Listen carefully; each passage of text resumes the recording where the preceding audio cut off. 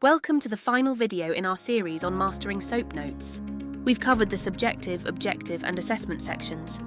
Now we bring it all home with the P, the plan. This section outlines your roadmap for the future, detailing exactly what you're going to do next and why. First and foremost, your plan must clearly state the frequency, duration and purpose of therapy. The formula is frequency plus duration plus purpose equals your plan of care. A professional plan states, continue skilled OT 3 times per week for 4 weeks to address safety risks and improve independence in ADLs. Next, your plan must detail the specific interventions for upcoming sessions.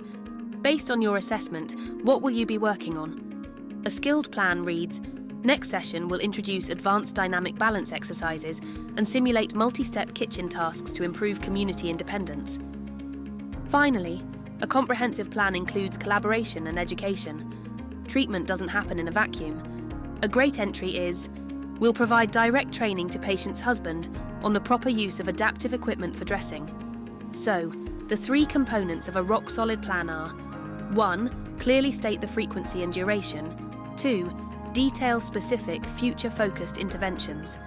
And 3. Include any planned collaboration. Now let's put it all together in one final cheat sheet.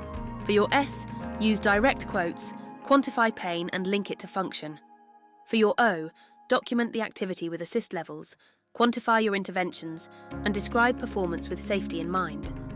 In your A, synthesize the S and O, analyze progress, and always justify your skilled need.